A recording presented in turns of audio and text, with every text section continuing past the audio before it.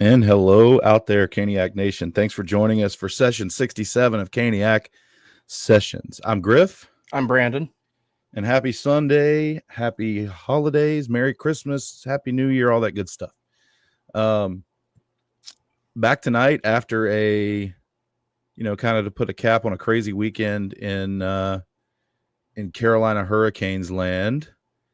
Lots of stuff to talk about, Brandon. We had some crazy games this weekend. Some crazy topics all over X that I want to dissect and get into and all that good stuff. But before we do that, first things first, Caniac Sessions is a promotional partner with SeatGeek. First-time ticket purchasers can go on SeatGeek.com.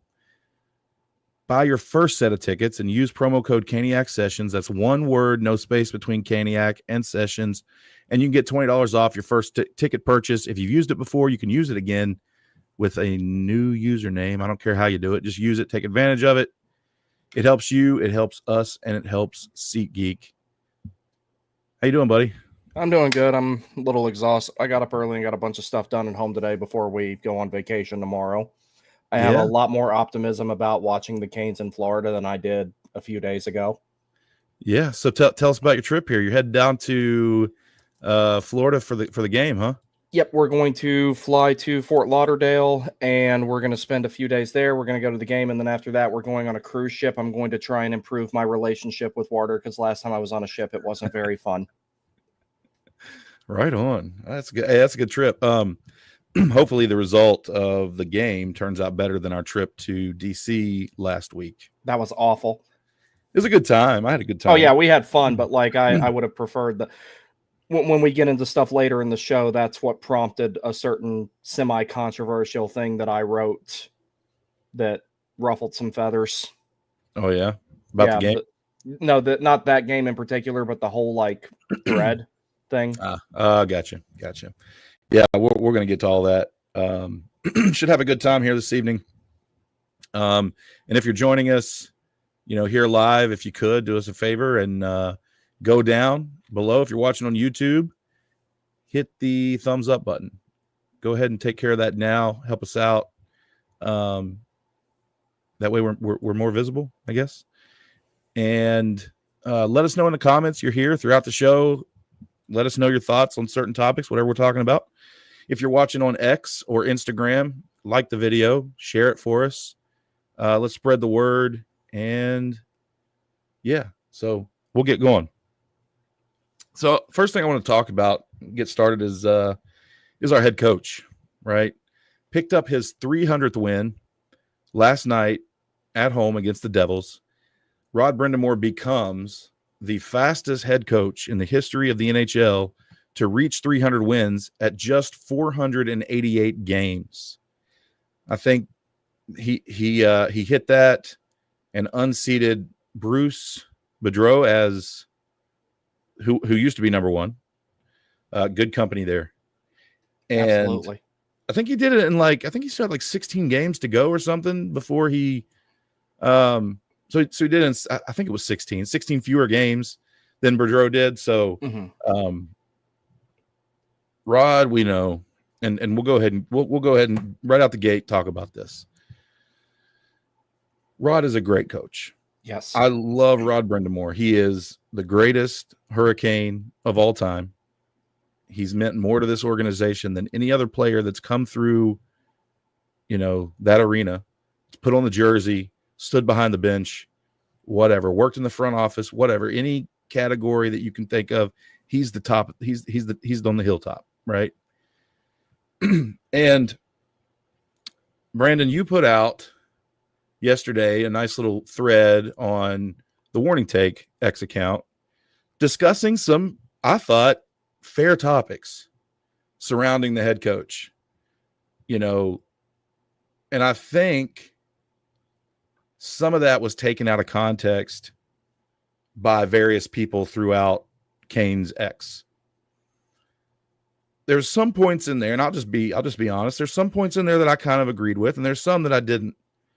But at the end of the day, I think this is a healthy discussion amongst the fans but a lot of the members of the media, a lot of the beat, that are on the beat around the Canes would die for this guy, which, I mean, I'm not saying, look, I don't know him personally like a lot of the media members do, but I think there's some fair criticism around Rod Brind'Amour because he has yet to get over that hump. And now whatever that reason is, I mean, is open for discussion, and it's a fair discussion, but I don't think sitting here saying, hey, there's certain things that he could do or that he could adapt to that could help us in playoff scenarios.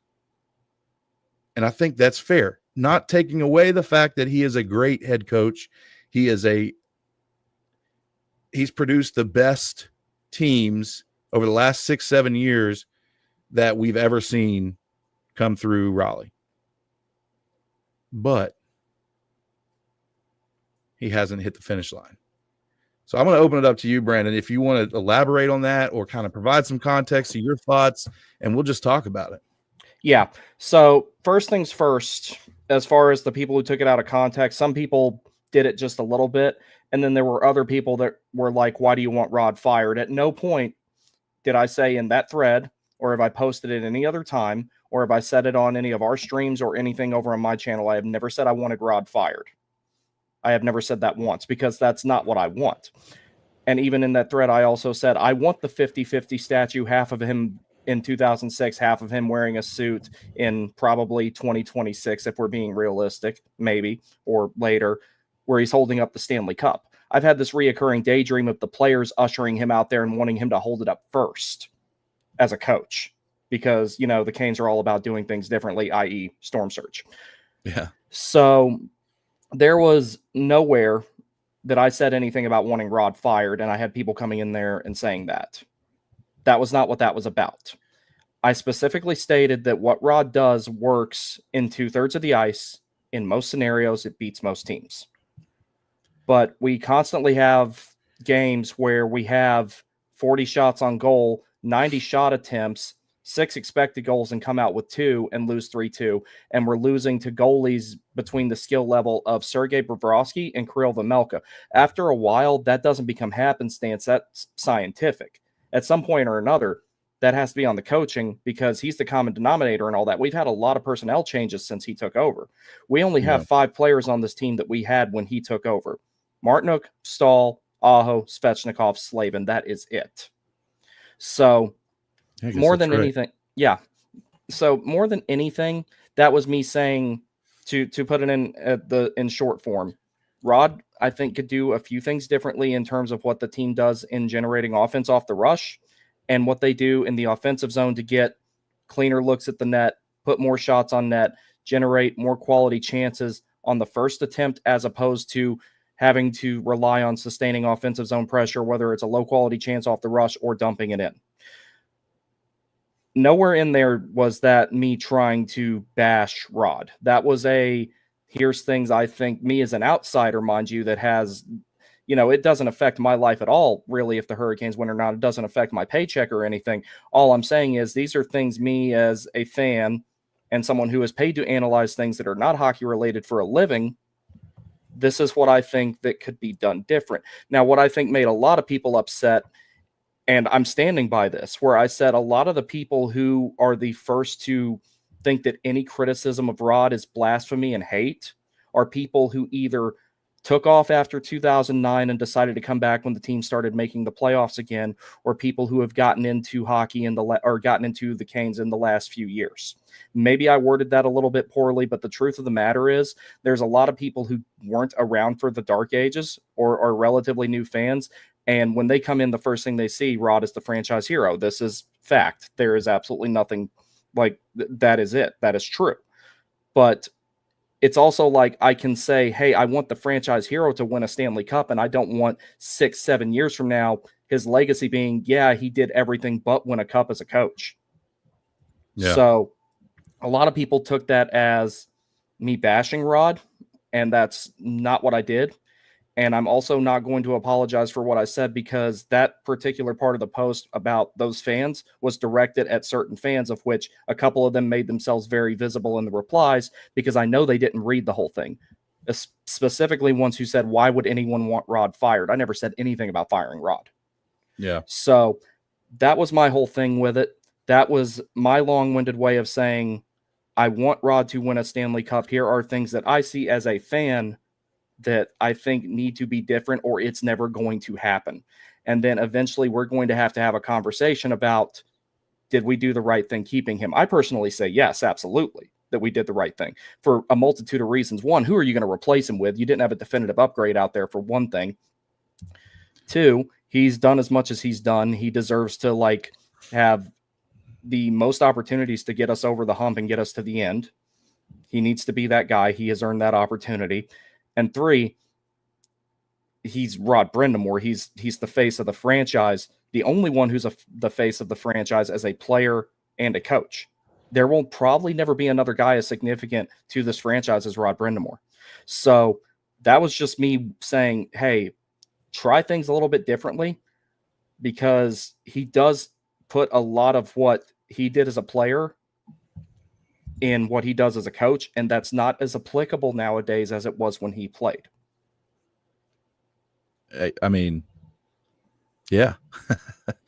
I mean, I agree for the most part. And this thread that we're talking about, if you want to check it out and read it for yourself, it's on X. You can check it out at The Warning Take.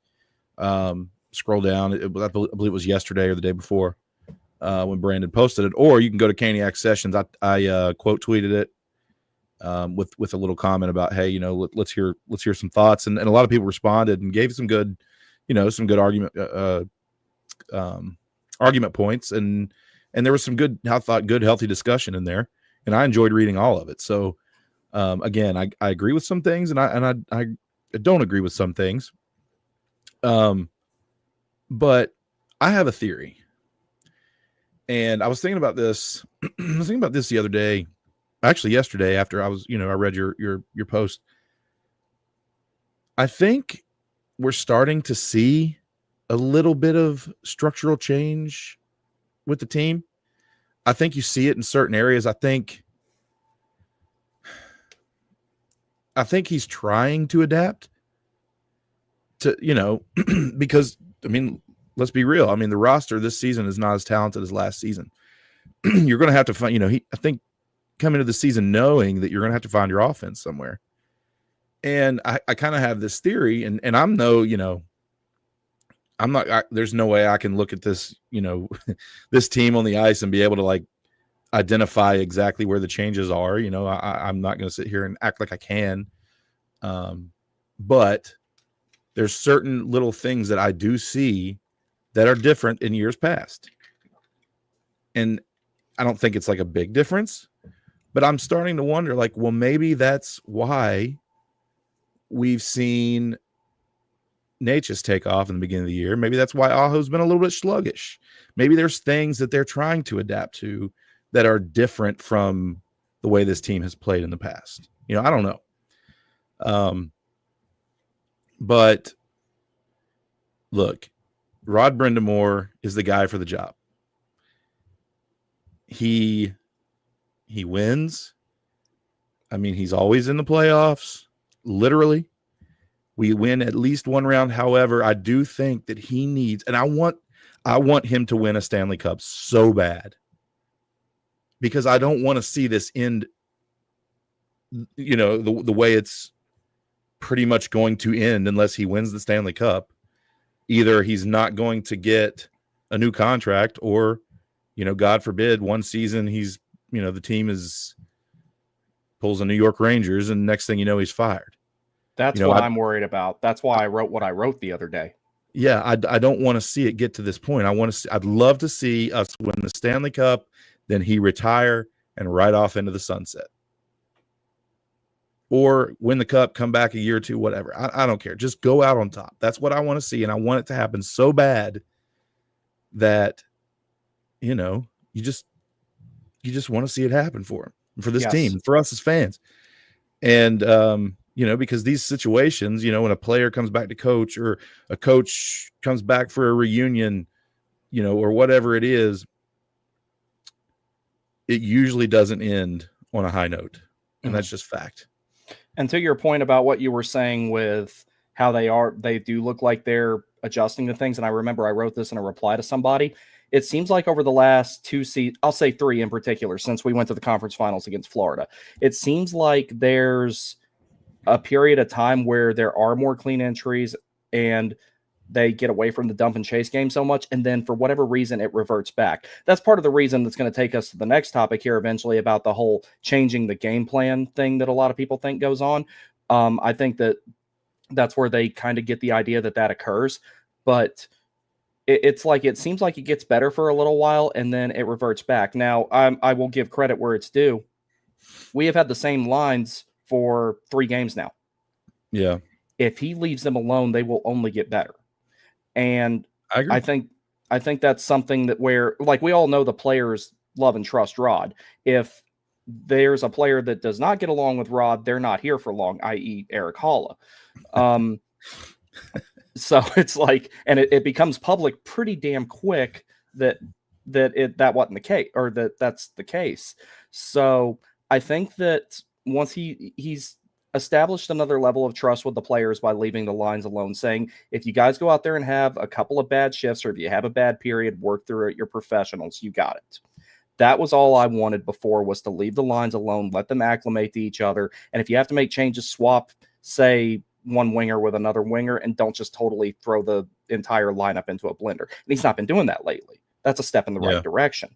So with things like that happening more, I doubt I'll make another post like that. I was just saying, I'm like, I want the guy to win, but we keep having these same reoccurring problems in the offensive zone, and we've had it essentially his entire tenure as a coach. Yeah, absolutely. Look, the system works, right? The system works on a random Tuesday night in February, on the first half of back-to-back. It works. It gets you regular season wins. You outwork another team, you get the win, right? Over the course of a season, you generally win more than you lose in this system, if you have the team, as we do, to execute it. Now, my biggest criticism on Rod's system is it doesn't translate to the playoffs. When you have an opponent for a 7-game series, and the coaching staff, the respective coaching staff sit down and they say, okay, we have to game plan for this team because this is not just a random night in February. Then, and generally, the more physical you are against the Hurricanes, generally, the better you fare. And that's the way it's been. I don't think this team has enough. Now, I won't say they're not physical enough, because they are. They forecheck physical. They're physical on the puck. They're, all that good stuff. But you don't have the, and I just call it the Matthew Tkachuk effect. You don't have that guy that can go out and get under the skin of other teams and create that game within the game, right? We don't have it. And then when it happens to us, 90% of the time we fold. But I did see last night against the Devils, we kind of stepped that game up a little bit and we fared well. So if we could see more of that, and I think, I'm not saying like encourage dirty play or anything like that, but if the coach encourages that type of play and in certain players, then maybe we see it on the ice. Yes. So that actually reminds me of one other thing that I actually have it here in my notes. Here's one thing that I'm going to be really, really interested to see. And I was talking about this on my show last night a little bit, but so one of the things that people have pointed out about the system, and I kind of see it too, and yes, it does work. And part of the reason why it might not translate to the playoffs is there might be a fatigue factor there because of how arduous it is to play in. So here's something I want to see, even though historically we're kind of bad when we come off of like the 5-day bye or the Christmas break or something like that normally. What I want to see is after the Four Nations face off, how we play compared to other teams. If we come out of the gate absolutely swinging when we've only got 3 guys in the Four Nations tournament, of which Jarvis is not going to see a ton of ice time, probably with Team Canada. He's going to be a fourth line grinder that kills penalties on that team. I want to see how the Hurricanes do after that in comparison to other teams. If the rest favors them a little bit more than other ones, then that's another point where you can be like, okay, maybe we need to adjust the system a little bit more to where guys aren't totally gassed when they get to the playoffs, because that's one of the other things that I've noticed about it. Like, as arduous as the system is to play in, it can wear you out. And that's even with such an emphasis on conditioning that the Hurricanes have. Yeah, but you know, I've always thought that too. But in my recent memory, we always come off of breaks and lose. It takes them like 2 or 3 games to get back up to speed. I remember, was it 2 years ago, we came off the All-Star break and we had, I believe it was a home game against the Rangers, and they shut us out 6-0. Yeah. That was the night Panarin absolutely murdered us. Yeah. Yes. And I feel like, I mean, I think it's a delicate mix. I think you got to, you know, I think in order to play that way, you just have to be in a rhythm, one, but you've also got to be, you know, I think it's a fine line between, you know, getting some rest and keeping your legs under you. You know what I mean? And I think that's, I don't know. I don't know. I guess if we had the answer, then, you know, if the answer was out there, then they would know what it is.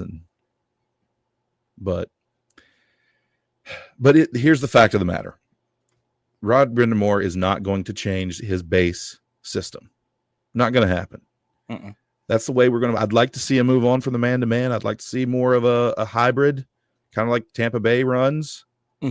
You know, I think I would like to see more of that, but we're not going to. No. One thing with the man-on-man defense, I don't mind it 5-on-5. I think it actually works really well. I just hate the fact that they use it the way that they do on the penalty kill. That's part of the reason why Chris Kreider massacred us in Game 6 last season, is because he was left alone in front of the net so much. Yeah. That's like I said, like, the foundation of the system is fine. It just needs little adjustments here and there. It doesn't need to be torn down entirely by any means. It's just little stuff is reoccurringly hurting the Canes. Yep, agree. Before we move on here, we'll get through these comments. Pops is here. He says, "Where's AB drinking more milk?" He probably is, knowing him. It's got something more than milk in it. Yeah, if it's spiked, maybe. Yeah, I was gonna say he's probably drinking White Russians right now or something. No, he's traveling for the holidays. So yeah, he went to Alabama, right? I believe so. Yeah. Yeah. BTS, not the band's with us. He says, "Yellow, what's up, dude?" Then Pops comes back and says, "Starting to wonder which Canes team we're going to see show up each night." Yeah, that's the way it's been, hasn't it? Samuel Wallace is with us. Sam, what's up, buddy? He says, "Hey, guys, I would argue Tulski Dundon didn't do enough in the offseason to give Rod a roster that's somewhat similar to last year's roster." I think they did enough given the amount of cap that we had. Yeah, because we didn't have a whole lot of room there at all. No, yeah, not a lot of cap space. And then there was the whole, is Gensel staying? Is he not staying? And that kind of came right up to free agency. I mean, they were arguing, you know, they thought they had him like 2 days before free agency. And then all of a sudden he didn't. So I think they executed plan B well. I don't think the roster's bad. I think they knew this was a transition year. This was a stepping stone to next season. And I think they identified some guys that they would like to keep around, you know, next year and beyond. And I think they identified some guys who are here on kind of like a 1-year tryout thing. And let's see what we got. And, you know, like the Roslovic's and the Robinsons and, you know, these guys. We've definitely found something worth keeping in Robinson, though, if you ask me. I mean, yeah, I agree. And I mean, something to be said about Roslovic leading the team in goals right now. Yeah. If you leave him with Aho and Jarvis and they get more chemistry, he can probably get a lot more too. I mean, you know, who knows? But I just think that, I don't know. I think it was it was a weird offseason, you know, with the GM change and you know, Rod got his contract kind of late. And Gensel thing, and then the Natchez drama, and I just think they did well with, given the situation, to be honest. Tokarsi probably did not get a lot of sleep during that whole time. That was, and I thought they had a good draft.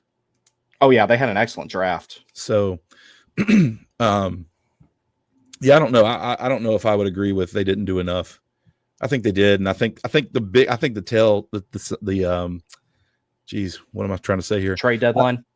Well, the trade deadline coming up, but this offseason coming up too. I think that's going to be a big one right out the gate for Eric Tulski. You've got a ton of cap space. You got some contracts expiring. You got to find a goaltender. You got to find a top 6 forward or two. I mean, I think if they do it right, I mean, the sky's the limit. If they screw it up, well, that's another story. That's one of the reasons why, even though this is a transition year, I hope that, I want them to make as deep of a run as possible in the playoffs, because deep runs like that are how you get guys like those big name UFAs. That's how you get them to not only come to Raleigh, but maybe take a discount in the process. If you come here, you have a really good chance to win. Will you take a $500,000 pay cut so we can get the cap hit lower and bring somebody else in so you can win? So that was part of, what I was saying before, is that let's say theoretically this team has a very late, hard-fought second-round exit. You might bring Nikolai Ehlers in for $500,000 less a season than he would have cost you before. True. Yeah, absolutely. A couple more comments here. Pop says, Brandon, it's not a bash. Matt and I talked about this a few times over the past couple of seasons. I think we dump and chase a bit too much. Consistency and flexibility have to coexist. Yeah. This team hadn't historically been a basically like a transitional, off the rush kind of team. It's based on, the forecheck and the offensive zone, kind of creating chances from behind the net, playing from low to high, that kind of thing. A lot of pressure from the blue line. But I think something the team's been lacking as of late is I don't think we've had a lot of net front.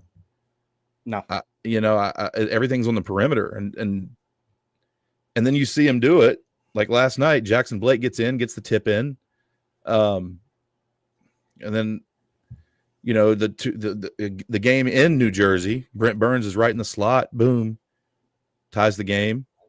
I think we've got to get in the inside more if that style of forecheck and all that stuff is going to work. If they want to execute this system the right way, they've got to get a guy that can get in front of the net. They've got him. They just need to do it. I feel like we're losing a lot of battles right there. Would you not agree with that? Absolutely. And see, that was one of my other things with talking about making changes in the offensive zone. And I'll elaborate on this really, really quick. So we use a lot of shots from the point. We rely very heavily on the defenseman putting the puck on net. Mm-hmm. One of the things that I think is to that detriment of that, you'll notice a lot of times off of the face-off, the high forward goes and reloads at the blue line in between the two defensemen so that they can pinch. It might be a little bit more beneficial to have that guy sometimes make a decision to go towards the front of the net. And then you have 3 guys that are down in front of the net as opposed to 2 a little bit more often, because there's a lot of times that those point shots go in and there's only 2 guys down there. So it's easier for the other team to scoop the puck up and, take it the other way or have a controlled zone exit or whatever. I mean, that would be one thing that they could look at changing a little bit to maybe make things like that happen a little bit more. Mm-hmm. Yeah. Jonathan Keller. What's up, Jonathan? He says, what should we do about the goaltending situation? I think we just sign a legit NHL goalie because I don't feel comfortable with the 2 goalies we are rolling out with now. We've got that. We're going to get to that discussion here shortly, Jonathan, so hang out and we'll get there. Pop says Rod is the Mike Tomlin of the NHL. We've said that before, I feel like. Did we say it last year? I don't remember that being said, but makes sense. He says, Pop says again, I think he's replying to Jonathan Keller. He says, I agree. PK is solid, but we need another solid goalie to complement him. We're gonna get to this goalie discussion next. Sam Wallace says, we had 41 hits last night against New Jersey. Yes, we did. And that's why I said, like, you know, if we can play like that more, I think it will serve us well, especially in the playoffs. New Jersey had 41 hits last night too, but only 39 of them were clean. Yep. Jonathan Keller says, great point. I think the guys are exhausted come playoff time. Yeah, we discussed that. Pops, again, do y'all think we rely more on speed rather than physicality? Yes. I absolutely. And Catherine Bartlett's with us. How you doing, Catherine? She says, Rod's system is great, but can become predictable. Just add some nuance and wrinkles to keep teams honest. Agree with that. But something I want to talk about real quick too, before we get on to goaltending here, is there's this like narrative that's out there that teams have figured out the Kane system and kind of basically know how to play against us to kind of exploit our weaknesses and blah, blah, blah, whatever. Yes, but no. If you think that teams just have this secret recipe and they change their style of play when they go up against the Canes, that's just wrong. You know, I think that here hockey in general is playing a certain way and trying to play that way better than the other team plays their way. Now, I'm not saying that you don't find areas by watching tape and film and all this other stuff and try to exploit weaknesses in that other team. Like if you see like, oh, well, on their penalty kill, they have a tendency to do this. So maybe, you know, on our power play, we put a guy here or we move this guy here or whatever it is to try to get to that open area that we see is getting, you know, is created in this situation or whatever. Yes, that is normal. That is happening. However, it's not these teams that the Canes play are not changing the way that they play night in and night out just to counteract our system. It's not happening. Maybe in the playoffs, maybe you make a change in the playoffs to do that because you're in a 7-game series, which is, you know, if you remember last year, we saw the Gensel, Aho, Jarvis line, you know, scoring in the masses in the regular season, and then we didn't see it in the playoffs. There was a reason that we didn't see that in the playoffs because there was something there Rod didn't like, you know, against the Islanders. And part of that was probably because he wanted that line to be a little bit heavier. You know, but to think that the reason that Carolina is losing, you know, or at 500 through the month of December is because teams have some magical formula to beat the Canes is just not right. It's just we are not playing our style of hockey better than the other team is playing their style of hockey. And sometimes you lose. Right? Now, what we need to do as a team is get back to playing that game. And you'll hear the players say it in interviews, and it's all, you know, for the most part, cliche and just, you know, media talk and all that. But you can pick things out of those statements that really make sense. And that is, we've got to get to our game. They don't just say that to say that. That's accurate. We've got to get to our game. We've got to play our game better. That's all real. And when this team plays this system like it's supposed to be played, it's hard to beat on a random night in February. So I just had to clear the air on that. I hate when people say, oh, well, people have figured out the Canes. No, I don't think so. I think, like Catherine said, it can become predictable, add some nuance and some wrinkles to keep teams honest.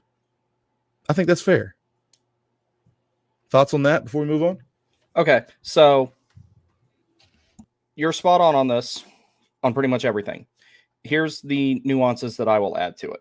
And I actually wrote this stuff down because, like, I thought that this was interesting because, like, when we talked about it on X and I said this would be a great topic for our next session, I started writing stuff down immediately. So when you're talking about how you adjust the game plan, a lot of people think that is like a drastic change, and like you're talking about the Magic formula versus the Canes or whatever other team that you play against. No, it's a little bit simpler than that. Basically, it's like, Rod or whatever coach will go in there at the locker room, or the captain will go in the locker room, whatever, and say something along the lines of, hey, these guys played last night, they lost, they're pissed off. Let's be physical. Let's play with pace. Let's start the game on time. But then 2 nights later, they're saying something along the lines of, this team is really fast. We need to take away the middle of the ice and keep them on the perimeter. And then 2 nights later, they're emphasizing, this team likes to make controlled zone entries with numbers. Let's step up on them at the blue line, gap up on them there, and take it the other way and use our speed. So like you're saying, you're playing your style of hockey, and you're trying to do it better than they do their style of hockey. It's not like a football game, or it's not like in football where you have a week to plan for the next team and you're running different routes based on what their defense does. Right. Like in hockey, it's like you typically have 2 games in 3 days or 3 games in 4 days. You can't make all those formulaic changes that much and win at all. That's not going to work. So there are kind of exceptions to it, i.e. last year, the Rangers, Laviolette, he had specific practice sessions where he was focusing on how to counteract Carolina's man-on-man defense. Right. So there are things like that. But as far as like there being a playbook, if you will, for each team, that's not really a thing. Hockey is way too chaotic of a sport for that to work. Absolutely. Yeah, that was my point. That was what I was getting at. Yeah, moving on. A couple more comments. We'll get to Sam Wallace here. Says, let me be more specific. So he's talking about the Tulski and Dundon comment from before. He said he thought Tulski Dundon did good, but they didn't make any changes on the goaltending front and could have bought out KK, which would have given them more cap space. Yeah, I mean, my only thing, I'm not saying that I agree or disagree, with the goaltending thing, but first of all, Freddie was on a 2-year deal, right? So he was already under contract for this current season. And I don't believe there was a lot of goaltenders out there available. Trying to think if there were any UFA goaltenders, because Allmark was traded to Ottawa. I don't even really think there was a lot of goaltenders out there. So, I mean, I don't know if, maybe they looked out and they said, hey, Freddie's the better option than what we have available to bring in. We're going to have to run it back with Freddie. That doesn't mean they wanted to. That just meant that could mean that was their only option or their better option. I mean, that's the way I've always seen it. So, I mean, maybe that's not, I mean, yeah, hindsight's 2020. He's hurt. He played 5 games, got all that. But I don't know. I mean, maybe that was their best option. Somebody on Instagram, Belina0702 on Instagram, we can't bring that up here, but they said that Stolarz was available this past offseason. And yes, that's true. But until we saw him go to Toronto and stand on his head, to me, that was a number 2 goalie. In my opinion, I don't know if if you couldn't predict the future and see what he's doing in Toronto, to me, Freddie would be the better option over Stolarz, in my opinion, at that point in time. Mm-hmm. But I thought that was, I didn't know that. Well, I had forgotten that Toronto signed him, but anyway. And then as far as KK goes, that's such a back and forth topic. I don't even know. I know that I'm like the ultimate KK believer. So like I'm not ready to give up on the kid yet. And I really liked how he's played since he's got consistent line mates now. Mm-hmm. I felt like the 37, 82, 88 line last night was really good. I know that I don't think they scored last night, but I liked what they were doing at both ends of the ice. And KK absolutely laid Luke Hughes out. So as far as I'm concerned, he can stay. Well, he needs to do that. He needs to play. That's his game. Yeah. He needs to do that. If he's not scoring, then go out and be a pest. I mean, just do it. I don't know, man. I don't know about KK. I think look, if he's going to be here, then let him do it. Even at your own detriment. Like if he's going to be here, put him as the 2C and let it ride. Even if, like I said, even if it's your own detriment, just leave him there. Let him do it and see if he figures it out. And until you bring in somebody to replace him that's not named Jack Drury, then just leave him there. Now, if you bring somebody in, fine. Let's do, like, I'm for that at this point. Like, I don't know. I don't want to go off on a rant here, so I'm going to move on. Last comment, then we're going to move on here. Sam says he's starting to like Jost more than KK.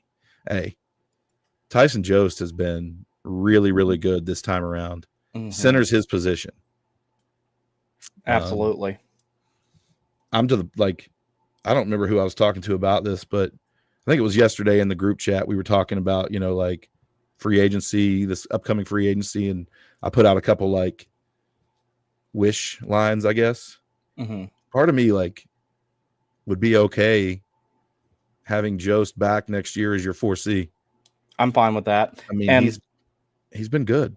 If you trade Jack Drury right now, I'm not saying that I'm advocating for it and you can't trade him right now because he's hurt anyway, but Jackson Blake and Tyson Jost have a lower cap hit combined than Jack Drury has on his own. That would free money up we need for other things.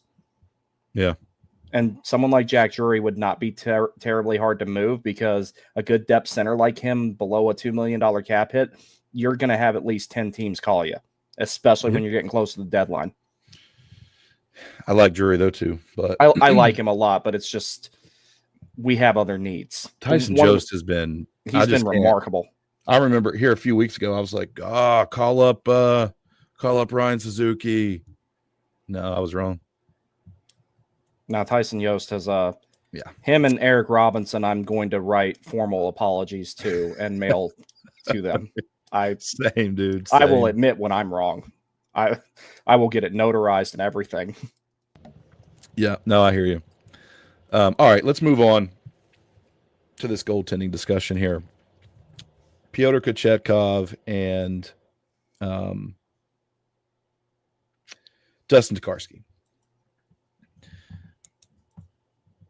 And look, Kochetkov, I keep waiting for him to string together a bunch of solid performances. He is so inconsistent right now. Or one could even argue that really he's been consistently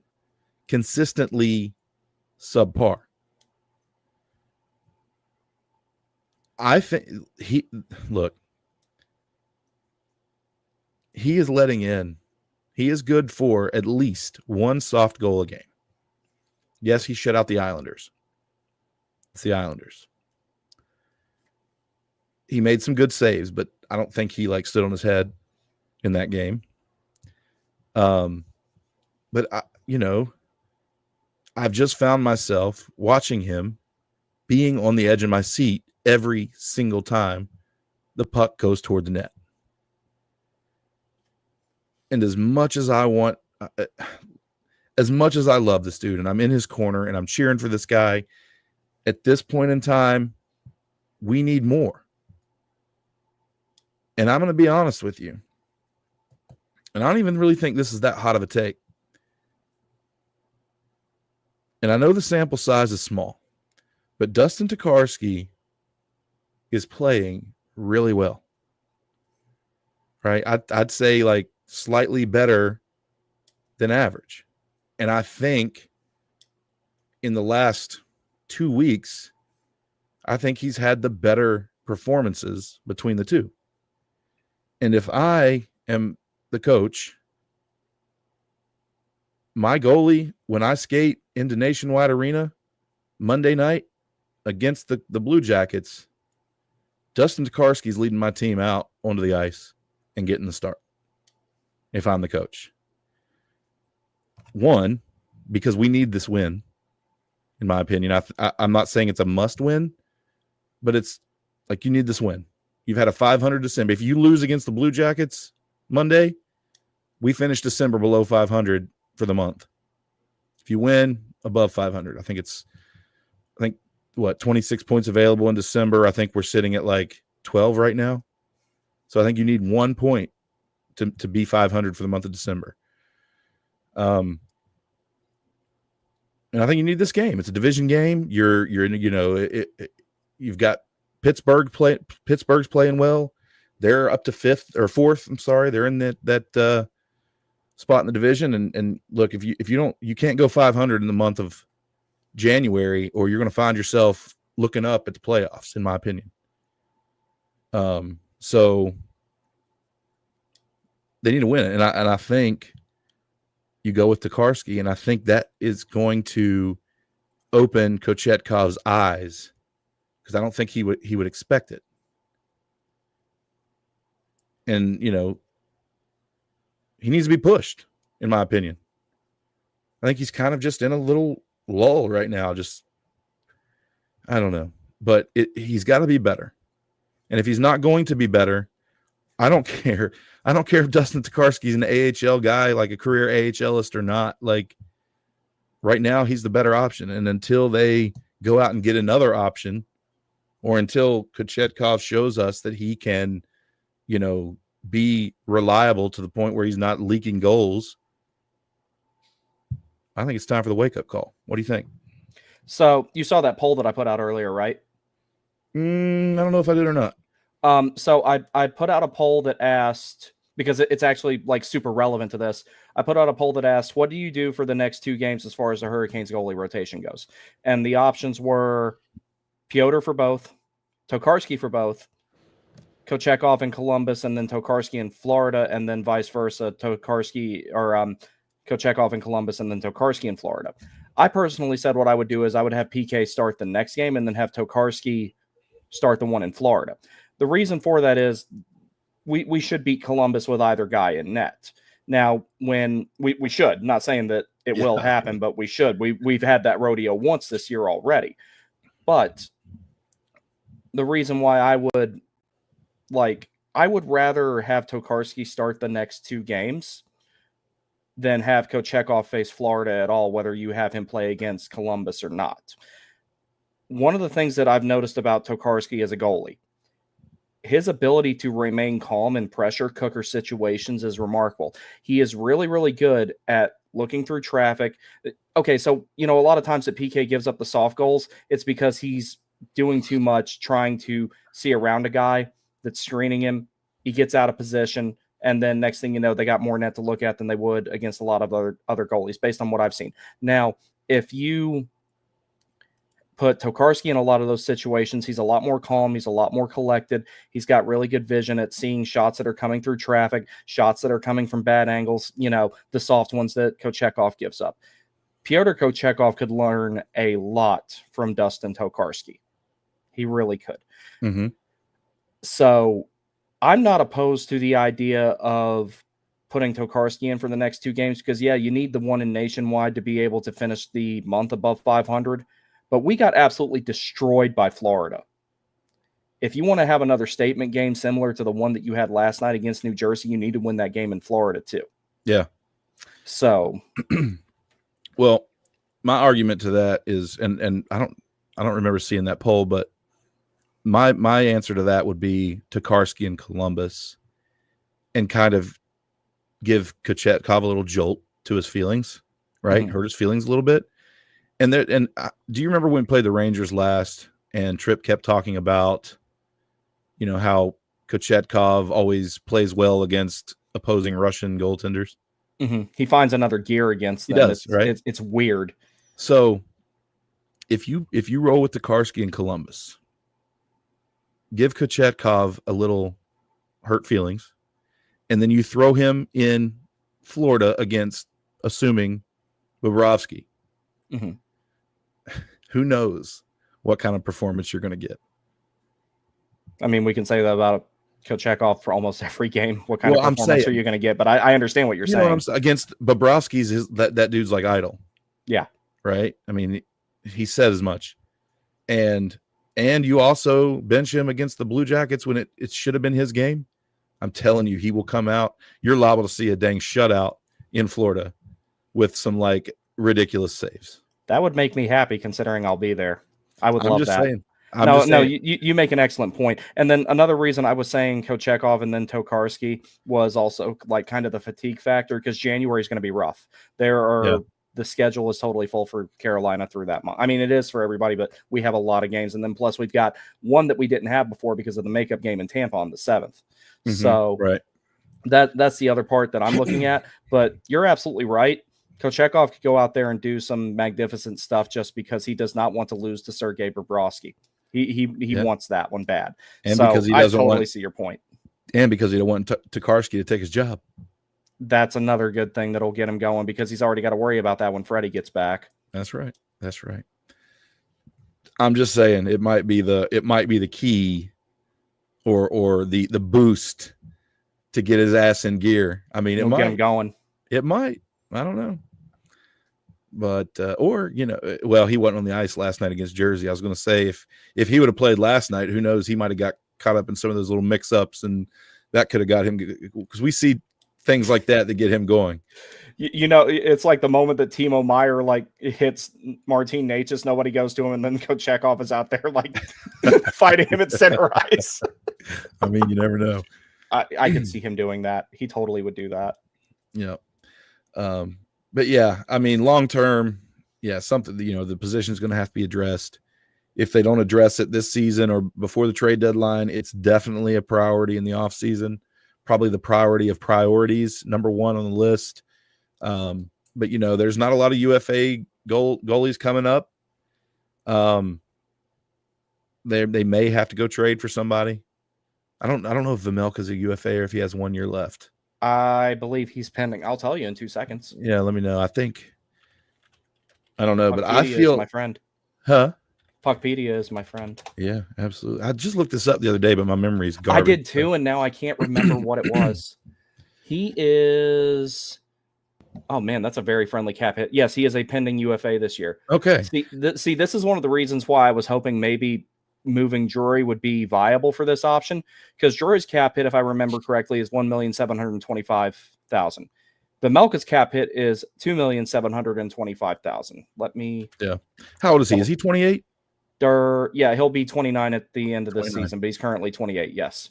I'm willing to put money that that's our guy next year. Yeah, and Drury's only $1 million lower of a cap hit. Mm-hmm. You can maybe make something work there to if you wanted to bring him in this year, yeah. Especially if Utah continues to fall further from the playoffs position. But even if they don't do it this year, if they don't trade for him, I could really, really see that guy being our goaltender next year. Even I could see him coming in this offseason. I mean, that might be the dude. Mm-hmm. And I like him. I like him too. It's like when he played against us, and I remember I wrote something about this. I'm like, if he plays at 75% that capacity in Carolina's net, he will win most of the games that he starts if he were theoretically the Canes goalie. Yeah, absolutely. All right, excuse me. Moving on here. A couple comments before we move on and talk about the Devils. BTS says he's back. KK is playing great to me. Even without him scoring, I still like him on this team. I don't know. There is probably no more divisive topic than KK. You will find more people having amicable conversations about the last election than you will about Jesperi Kotkaniemi.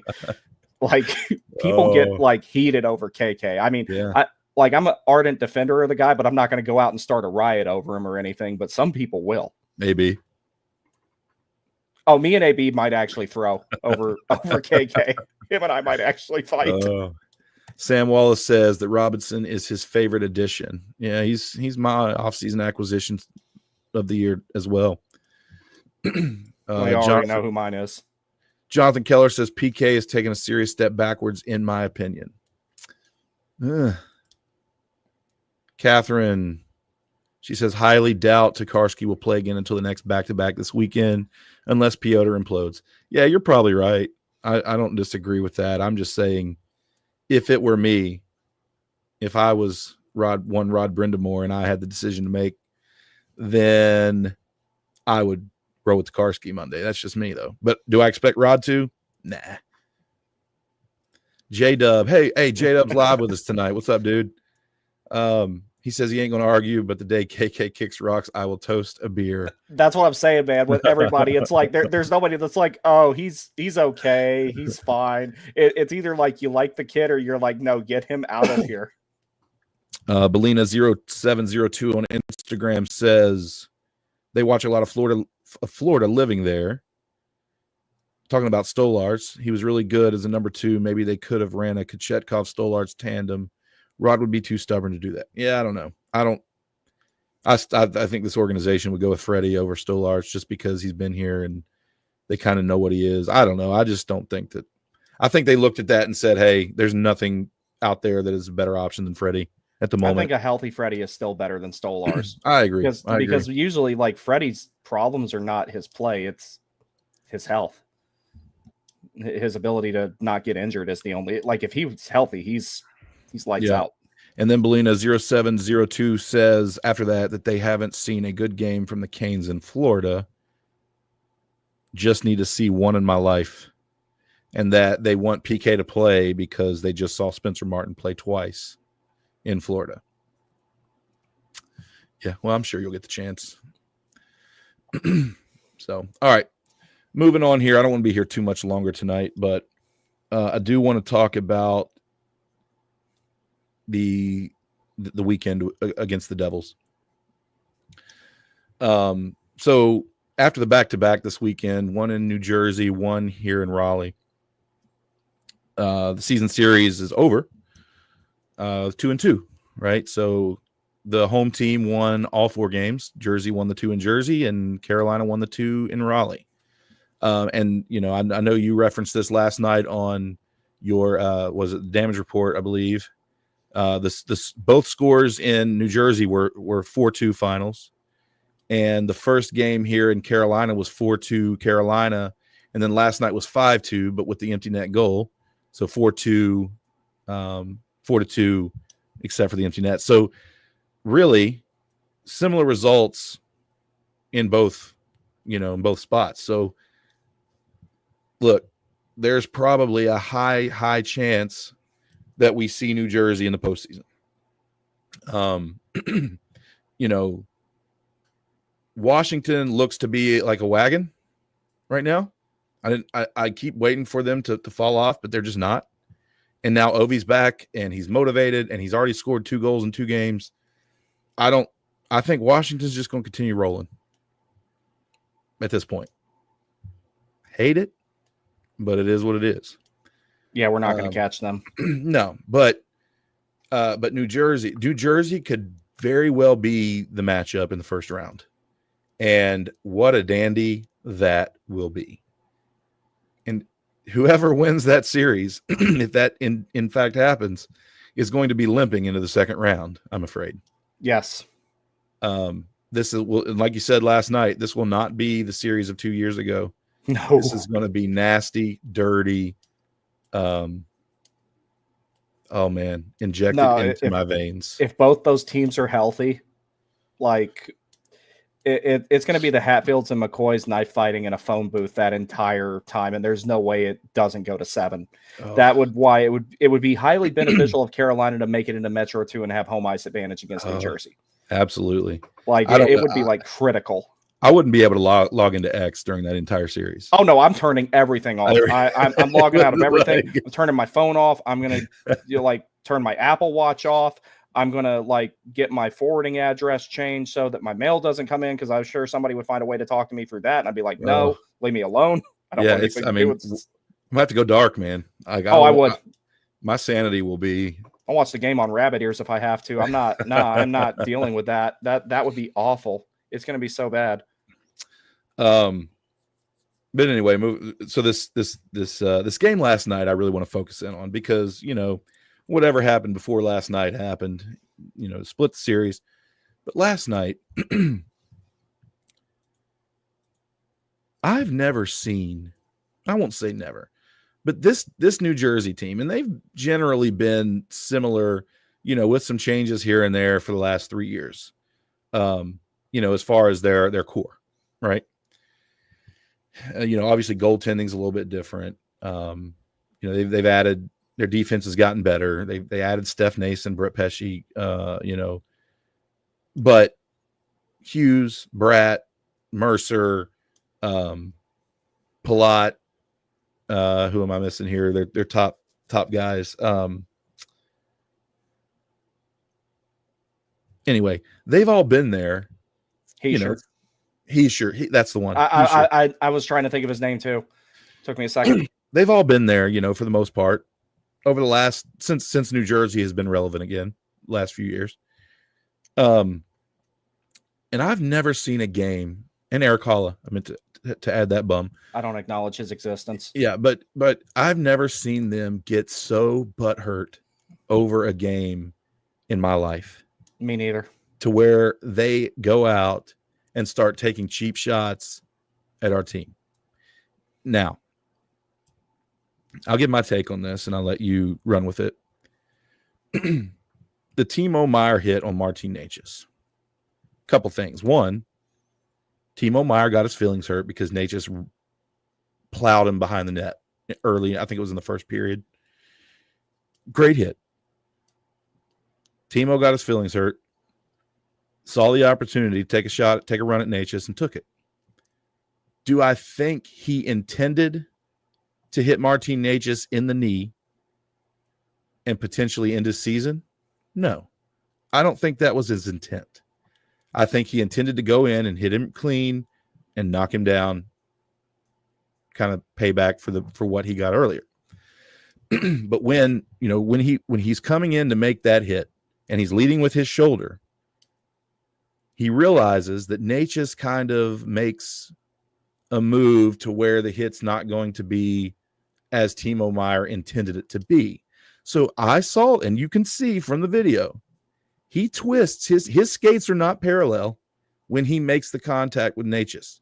The skate under the knee was perpendicular to the skate that basically had his weight on. Yes. And the reason it was perpendicular to that skate is because he had pushed his leg outward toward Martin Necas to ensure that he didn't miss the hit. And that caused his knee to go into Necas's knee. Was the intent to hurt Necas? No. However, it was not a clean hit. It wasn't a clean hit by definition. It would have been a clean hit had Necas stayed on his current path, but he didn't. And instead of skating by or clipping him with his shoulder or whatever it is, he decided to lean into it to ensure that contact was made. And that's where the knee-on-knee contact occurred. That's why it was not a clean hit. Was his intent to injure? No, I don't believe so. But his intent was to make contact. When he realized he wasn't going to make that contact, he ensured that he made that contact. And unfortunately, it happened to the knee. And thank God, Necas's skate was not on the ice. If Necas would have had pressure on that leg and his skate would have been on the ice, the knee would have went and the foot would not have. And we would have had structural damage to the knee. But because his foot was not on the ice, there was give to it, and that saved his knee. It still hurt. So the fact that he went down to the ice is not him flopping or trying to draw a penalty or whatever. He went down to the ice because it flipping hurt. You take that, and you could see it in the video, in the slow motion, the way his knee turned. It probably hurt. Even if it wasn't in the knee. If you take somebody, you ever had a Charlie horse to the thigh? Yeah. Yeah. Yeah, those are not fun. And it's really no different than you see some of these players out there, blocking shots, and a puck comes in and hits them on the knee. They go down, they lay there for a minute, they get up, and then they come out for the next shift. It's a stinger, right? Yes. Just because Nate just went down and it hurt does not mean he was flopping or he was trying to draw a call. The reason Timo Meier received 5-minute and an ejection. Now, I don't know if I agree with the ejection. I will say that. Should he have been ejected? The reason I say it should have been a major, but you can receive a major without an ejection. Correct me if I'm wrong. They didn't call a match penalty. I think that's the rule. I'll go double check. I mean, typically they always whenever there's a major like that for elbowing, knee, anything like that, it's pretty much always accompanied with a game misconduct. I don't remember if the rule specifically states there has to be one. Yeah, I don't know. Anyway, I don't know off the top of my head. I do agree with the major, right? I do, because it was an illegal hit to the knee. And I don't think that the fact that Martin Necas fell on the ice is what persuaded the officials to stay with the call on the review. Mm-hmm. I think they saw that, like I said, the knee, that he put his knee out. He went out of his way to move his leg to ensure knee-to-knee contact. Mm-hmm. So what's the problem with these fans, like these Devils fans coming out here? What's the problem? I'm not a homer because I think that it was a dirty hit. I don't think it was a good hit. It wasn't. The refs agreed. And then you've got Greg Wyshynski from ESPN coming out here. Oh, God, don't even get me started on him. Freaking being the homer of the world. Anyway. I hate that guy. Yeah. I mean, I agree. Like, I don't think there should be any supplemental discipline for Timo Meier. Again, I don't think he intended to hurt Necas to end his season or anything like that. But it's just like, and, you know, just to kind of make a comparison here, if somebody goes out and hits a pedestrian in their car and goes to prison for manslaughter, guess what? They didn't intend to run over somebody with their car, but they're still going to jail for a long time, right? Timo Meier didn't mean to hit Necas knee to knee, but he did. So you're going to pay. You're going to be punished for what you did. And I don't know what's the debate. See, that's what's funny to me about it. You remember last year when Aho and Fox had their little collision and everybody was calling for Aho's head? Yep. This was significantly worse. This whole situation was. Now, on top of the Nate just getting the Charlie horse, I think he got the wind knocked out of him too, because Meier didn't full on chicken wing the elbow, but he brought it up just enough to where he probably caught him somewhere like just below the chest, and it probably knocked the wind out of him too, because I saw with the way he was rolling over, it looked like he was trying to like get air back into his lungs. I've had that happen to me before. One of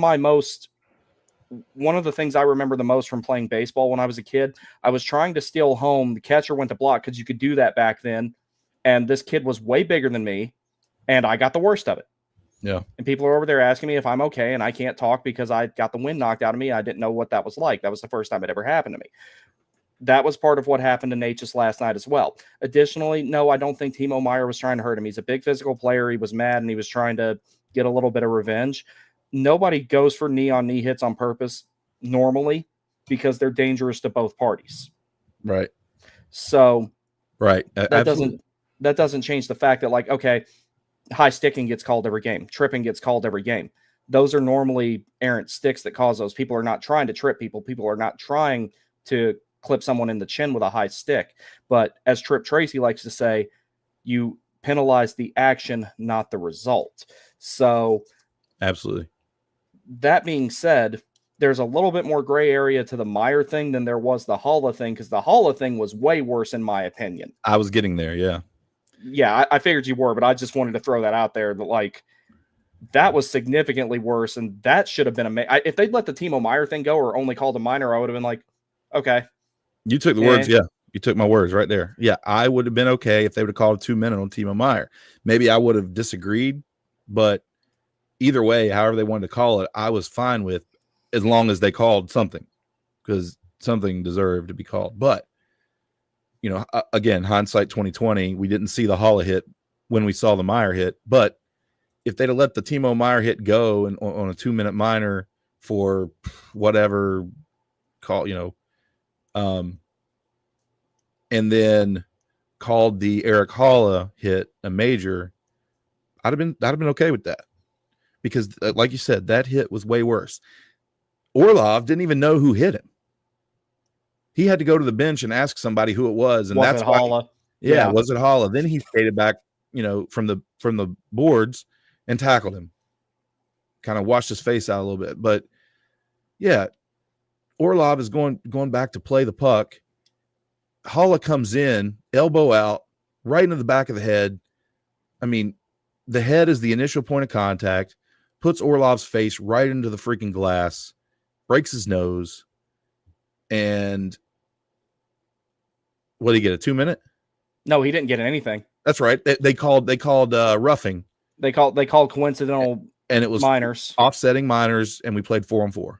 Yes. That's what it was. And that was the 5 minute. That was the major penalty, in my opinion. Mm-hmm. There was intent there. Absolute intent. And dude, Eric Haula is such a bitch, man. I'm really glad that he didn't stay with the Hurricanes, because at first I was like, I didn't know about that trade to get Trocheck, but then I was kind of like, was this guy really that much of a problem in the room? Like, Sounds and now like it seems pretty apparent that was the case.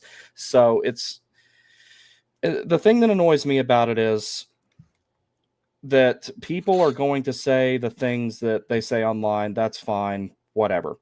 But the thing about it is that we have the perspective of the Aho and Fox thing to compare that to the Timo Meier and Martin Necas thing. And then not to mention the hot mic thing that got caught with the New Jersey Devils commentators. Mm-hmm. Kind of upset me to hear Ken Danico say some of the things he said, because when he's on like the NHL Network broadcast and everything, like he was one of the guys that was commentating when we played the Rangers on NHL Network last time. He actually gave the Hurricanes a pretty fair shake, better than Eddie Olczyk ever would. And I was like, you know what? Okay, cool, Dano, you're all right. But then to say that stuff like, oh, well, it's only because it's their best player was pretending to be hurt or whatever it was that he or Bryce Salvador or whoever it was said, that fuels a lot of the stuff that the fans are going to say. But to say that the officials handed us that, had that been the other way around, they would have wanted Martin Necas tarred and feathered in Newark. Yeah. I mean, granted, absolutely. If Necas Neon need Meier, it wouldn't end well for him. That's a big dude. And he's really heavy. That's someone I would not try to do that. I mean, I wouldn't try to do that to nobody to begin with, but Timo Meier is very far down on that list. Yeah. I don't know. I just, thank God that we didn't lose that game last night, because we split the series with the Devils. Nobody gained any points in the standings based upon this 4-game, regular season series or whatever. Because if we'd have turned around and lost last night, that would have been deflating. That'd have been a pretty sour taste. And my hope is that they use this game and kind of the physical aspect of this game and the way they played, and as tough as they were, I hope this propels them forward to kind of get out of the rut, the kind of the mid that they've been in over the last month and a half, whatever it's been. And they start stacking some more wins, because, there's obviously going to be some more lulls in the season. It's just inevitable. And, just like we started the season hot, I'm not saying they got to go win 8 games straight, 9 games straight, but let's win 3 or 4 straight here. We got, I believe we got Columbus on the road Monday night, or is it Tuesday night? Tuesday night. Yep. And then I Florida keep saying on the second. I think I've said Monday night all throughout the show tonight, but Tuesday night against Columbus. Then we're at Florida Thursday night. Mm-hmm. Then we're home for a couple of weeks, basically. Yeah, we're home for a while with one makeup game in Tampa in the middle. The 2nd, the 4th. No, I'm not sorry. No, the 4th, the 5th is a back-to-back with Minnesota and Pittsburgh next weekend. Then we're at Tampa on the 7th. Then another back-to-back, Toronto and Vancouver on the 9th to 10th of January. Then you're off Saturday, the 11th, and then you've got Anaheim for Eric Stahl night on Sunday, January 12th. So nice little homestand.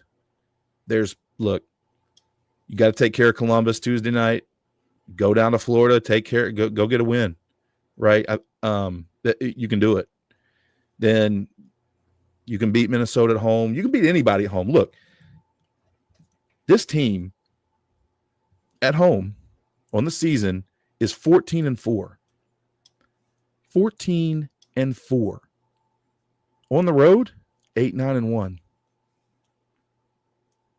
So you can win at home. You have been winning at home.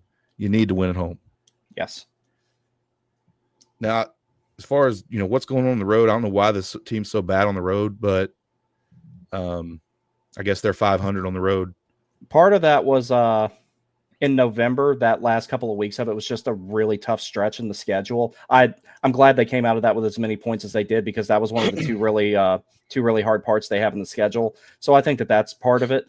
Beating Florida would be like basically how last night, like you said, can be a building block. Mm-hmm. If you go and you win in Florida, then you've got an even bigger one than that after what they did to us. Yeah. Yeah, they can do it. They just need to. They need to start. They need to start on time. They need to score first, score early, score. Don't fold in the second period like they've been doing lately. Yeah, second period has been bad to this team lately. It has. Play a full 60. Yeah. So we'll see. We'll see what happens. A lot to look forward to. We're still in a good spot. We're third in the Metro comfortably. We are, I believe, in the top 6 or 7 in the Eastern Conference.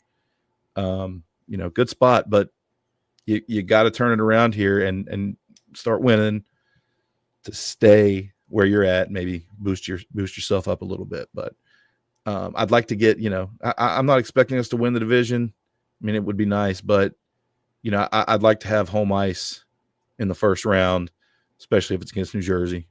Yeah, that would be highly beneficial against anybody, but especially New Jersey. I mean, if you look at the standings right now, New Jersey is 6 points ahead of Carolina. Carolina has 3 games in hand. So, Carolina can win those 3 games in hand, then you're no worse than the Devils in the standings. So, I'd like to finish ahead of New Jersey.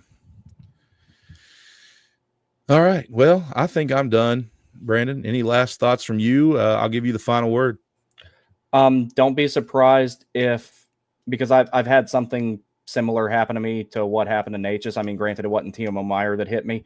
Don't be surprised if he doesn't practice tomorrow. Yeah. If they do a maintenance day for him, and less likely, but still possible, don't be surprised if he's day-to-day, because a lot of times stuff like that, you don't see how bad it is until you wake up the next morning and you're like, why can I not walk? I was thinking about that. There's a chance that we don't see him in Columbus. Absolutely. So practice, morning skate will be telling. And then I still haven't seen an update on Ghost either. So yeah, they said he was going to be evaluated today. Yeah, I'm a little bit nervous about that, but I don't remember seeing anything that happened to him. He must have just, whatever hurt him, he must have just played through. He probably just tweaked something really bad, and it's at the point where he can't. Well, they said it was upper body, so yeah, we'll see. As much as he shoots, that doesn't surprise me. Yeah. All right. Well, lots to look forward to. It's still a great time to be a Canes fan. Better days are ahead. So yeah. All right. Well, thanks for listening and joining us here for session 67. Again, if you're watching live on YouTube, go down, hit the thumbs up, hit the notification bell so you never miss another live. We do all of our sessions live, and then post them up to the podcast platforms. If you are listening through the podcast platforms, wherever that may be, make sure you like, subscribe, follow the show, give us a rating, give us a review. I keep asking for this, and I don't see our reviews going up. So just take a couple minutes to do it. I'd really appreciate it. And I'll tell you what, if you do it and you drop us a DM on X and let us know that you left us a rating or a review, then you know what we'll do? We'll do a ticket giveaway in January at some point. I don't know which game yet, but I'll let me see here. How about this? There's a back-to-back Toronto and Vancouver, the 9th and 10th of January. I don't believe I'm going to be able to make the Vancouver game. So if you drop us a rating and a review and you DM me and prove that, then it will enter you into a drawing for my Vancouver tickets with parking. Let us know you did it. Make sure you're following us on X. And yeah, you'll enter that drawing. So do that. And you got to be following on, subscribe on YouTube.